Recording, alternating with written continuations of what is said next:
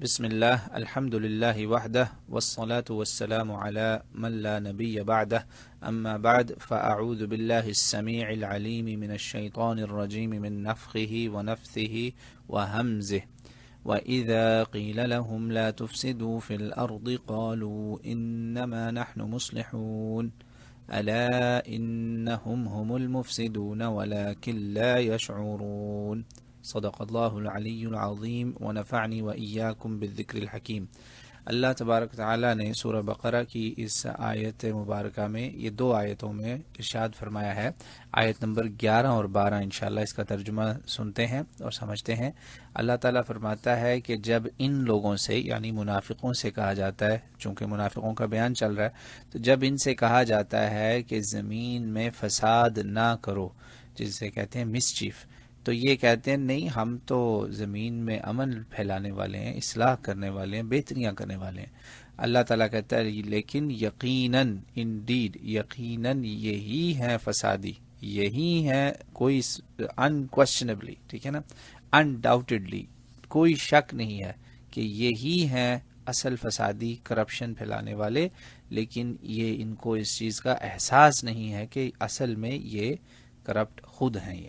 تو یہ ہے جی ان آیتوں کا ترجمہ، ان دو آیات کا۔ اب اس کا جو ہے ہم تھوڑی سی انشاءاللہ اس کی تشریح کرتے ہیں۔ دیکھیں پچھلی آیت میں آپ کو پتہ ہے کہ ہم نے بات کی اور وہ کافی لمبا بیانیہ تھا کہ اللہ تعالیٰ نے کہا کہ ان لوگوں کے دلوں میں ایک بیماری ہے، یہ سکھ ہیں یہ لوگ، ٹھیک ہے۔ وہ بیماری کیا ہے؟ اس بیماری کو اللہ تعالیٰ نے اس بیماری کی جسے کہتے ہیں نا سب سے ایکسٹریم کنڈیشن دکھائی ہے، بالکل جسے کہتے ہیں نا پک کے کوئی کینسر جب سٹیج 4 میں تیار ہو جاتا ہے، ٹرمینل کینسر، وہ حالت ان کی دکھائی ہے۔ یعنی یہ قرآن کا اسلوب ہے، آپ دیکھیں گے کہ اللہ تعالیٰ اکثر بہت اچھائی اور بہت برائی دونوں کی مثالیں دیتا ہے تاکہ ہمارے سامنے ایک ایگزامپل، نمونہ، ایک ماڈل آ جائے۔ تو یہ اللہ کا خاص انداز ہے، سبحان اللہ۔ جیسے مومنوں کی جب بات ہوئی تو اعلیٰ ترین ایمان کو اللہ نے بتا دیا۔ اب منافقوں کی ہو رہی تو اللہ آپ کے اور میرے سامنے سب سے جسے کہتے ہیں نا پکے اور واضح منافق ہوتے ہیں نا، ان کی کچھ نشانیاں بتائے گا، اللہ تعالیٰ بتا رہے ہیں تاکہ میرے اور آپ کے لیے مرض کی تشخیص آسان ہو جائے کہ کہیں ایسا تو نہیں کہ میرے دل میں بھی ایسا کوئی مرض آ گیا ہو، اس میں ہمیں بھی سوچنے کی بات ہے۔ تو یہ ایک بہت بڑی نشانی اللہ نے بتائی ہے اللہ تبارک و تعالیٰ نے، اور یہی نشانی مسلمانوں کو، چونکہ جب مدینہ اب آئے تو مسلمانوں نے ایک نیا شہر، نئی بستی، نیا سمجھے نئی اسٹیٹ، نئی سوسائٹی بنانے کی کوشش کی، تو وہاں یہ ایک بہت بڑا طبقہ تھا ان لوگوں کا۔ اور اس لیے آج بھی جہاں جہاں مسلمانوں کی کمیونٹیز ہیں، بڑی تعداد میں سوسائٹیز ہیں مسلمانوں کی، ان کے اسٹیٹس ہیں، کنٹریز ہیں، وہاں پہ یہ مرض بالکل واضح نظر آئے گا کہ آپ کو ایسے لوگ ملیں گے کہ جو در حقیقت فسادی ہوں گے، کرپٹ ہوں گے، بے دین ہوں گے، منافق ہوں گے، مگر جب آپ ان کو اصلاح کے لیے کہیں گے تو کہیں گے نہیں نہیں ہم تو ایسا نہیں کرتے۔ اب یہ کون سا فساد ہے، کون سی کرپشن ہے جس کا اللہ تعالیٰ نے ذکر کیا کہ جب اس کو یہ بے وقوف سمجھے بیٹھے ہیں کہ نہیں نہیں ہم تو بڑا اچھا کام کر رہے ہیں، ہم تو ریفارم کر رہے ہیں۔ یہ لفظ ہی دیکھیں، مصلح کا مطلب ہوتا ہے ریفارمر۔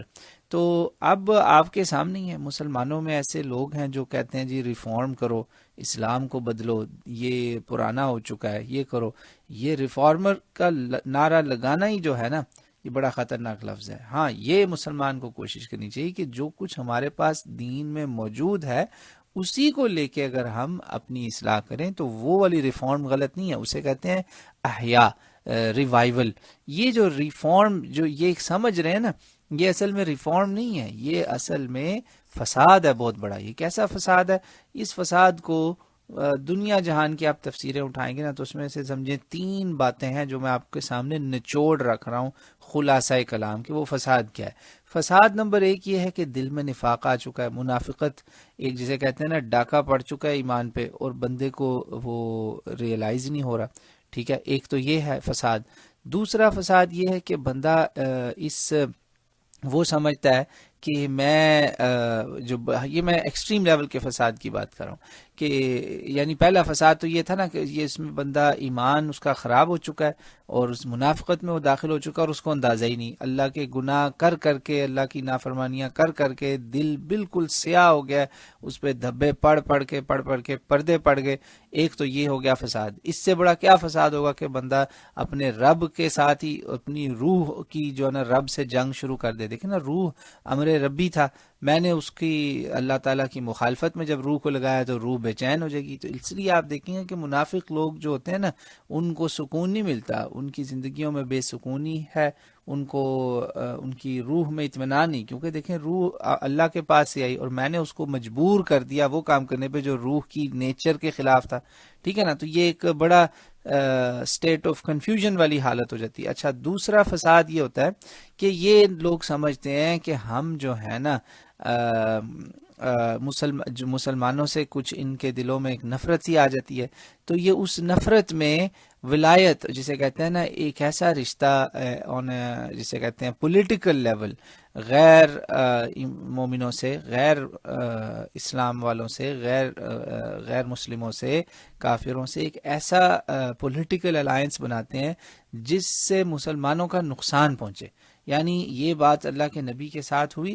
عبداللہ ابن ابی بن سلول جو تھا وہ اس نے بالکل کلیئر الائنس بنائی مسلمانوں کو باقاعدہ نقصان پہنچانے کے لیے۔ ایک تو یہ ہو گیا۔ اب لیکن کچھ منافق ایسے بھی ہوتے ہیں، یہ دو فساد میں آپ کو بتا چکا ہوں، ٹھیک ہے جی۔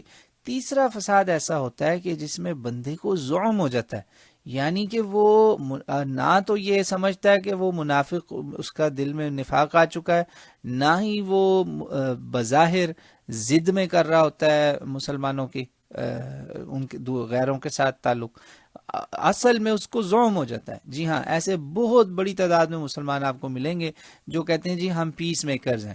پیس میکنگ کے نام پہ وہ جا کے پوجا بھی کر سکتے ہیں، وہ چرچ میں جا کے جو ہے وہ جسے کہتے ہیں پریئر بھی کر سکتے ہیں، وہ سارا کچھ کرتے ہیں، ان کی نیت اچھی ہوتی ہے۔ نیت یہ ہوتی ہے کہ بھئی ہم نے صلح کرنی ہے، ان دو گروہوں کو نا، جو مسلمان اور غیر مسلم کو قریب لانا ہے۔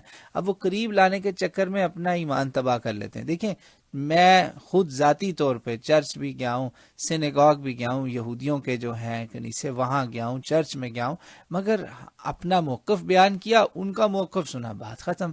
لیکن اگر میں وہ لائن کراس کر دوں کہ میں سمجھ رہا ہوں کہ میرے دین بیچنے سے، میرے اپنے بھائیوں کے اگر میں راز بتاؤں، ان کی باتیں بتاؤں، یہ بتانے سے مسلمانوں کا کوئی بھلا ہو جائے گا، یا میں اگر پوجا کر لوں، اشنان کر لوں، میں وہ کسی بت کے سامنے وہ آرتی اتار لوں، یہ کام اگر میں نے شروع کر دیے تو پھر میں تو اس سے بڑا فساد تو کوئی نہیں نا۔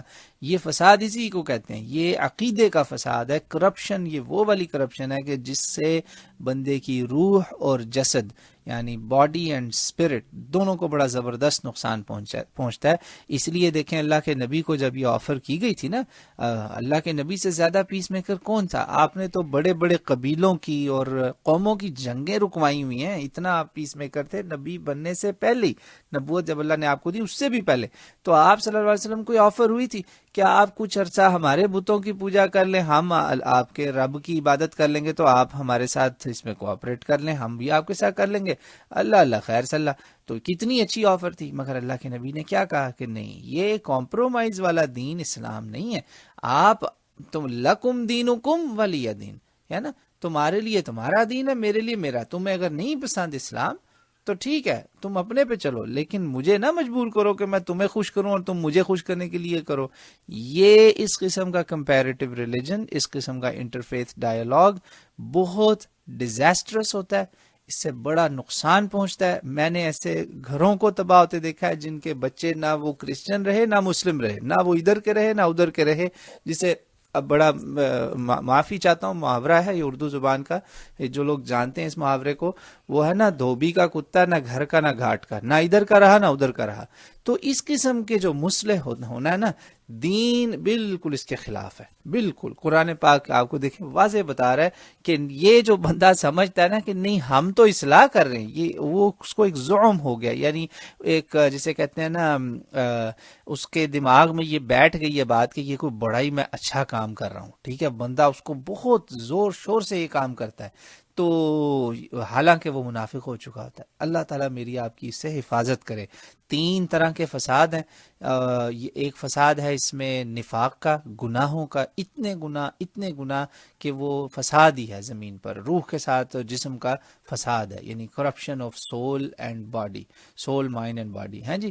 دوسرا فساد ہے کہ مسلمانوں کی ضد میں، مخالفت میں، دوسروں کے ساتھ وہ جوڑنا، رشتے ناتے اور وہ کرنا نقصان پہنچانے کے لیے. ایسے منافق مسلمانوں میں بہت تھوڑے ہوتے ہیں، لیکن یہ ہمارے وہ غدار ٹریٹرز، ایسے دشمن ہوتے ہیں. تیسرا فساد وہ ہوتا ہے جس میں بندہ اس زوم میں ہوتا ہے کہ وہ اچھا کام کر رہا ہے، وہ غدار نہیں ہے، اپنے آپ کو گنہگار نہیں سمجھتا، مگر وہ اچھے کام کے چکر میں کہیں انٹرفیس ڈائلاگ کے نام پہ، کہیں 2 کنٹریز یا 2 کمیونٹیز کے بیچ میں پیس بنانے کے چکر میں وہ اپنا ایمان ہی بیچ بیٹھتا ہے، وہ بہت دور چلا جاتا ہے. اس قسم کی پیس میکنگ کا فائدہ نہیں ہوتا، اس کا نقصان ہوتا ہے، بلکہ مجھ کو، خود کو بھی اور دوسروں کو بھی. ہاں، پیس میکنگ کے مسلمان بالکل خلاف نہیں ہیں، ہم بالکل اس کے حق میں، لیکن ایسی پیس میکنگ تو نہیں کرنے کی کوشش کرنی چاہیے نا. مجھے اگر فرض کرے میں ہی لیڈرشپ پوزیشن میں ہوں کہ میں اپنا اسلام ہی بیچ دوں، میں جا کے وہاں خوش کر دوں ان کو، روکیں واہ واہ واہ، بلکہ میری بات اگر غیر مسلم سنیں تو میں آپ کو یہ بتانا چاہوں گا کہ ایسا بندہ جو اپنا دین بیچتا ہے نا آپ کو خوش کرنے کے لیے، یاد رکھیں وہ کل کو کسی اور کے ہاتھوں آپ کو بھی نقصان پہنچا سکتا ہے. وہ نہ آپ کا ہے نہ اپنے لوگوں کا ہے، وہ صرف اپنے آپ کا ہے.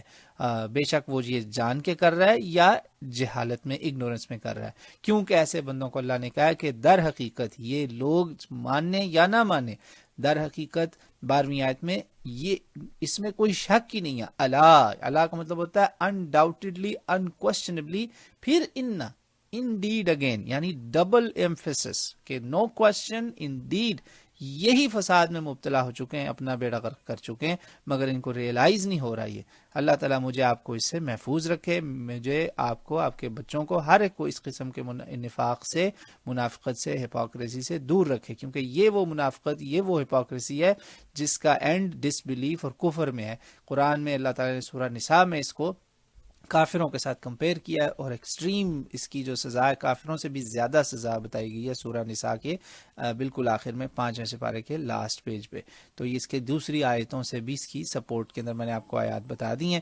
اللہ تعالیٰ میرے اور آپ کے دین کی حفاظت فرمائے اور ہمیں ہر طرح کے نفاق سے، چاہے وہ عقیدے کا ہو یا اعمال کا ہو، ہر طرح کے فساد سے، ہر طرح کی کرپشن سے دور رکھے.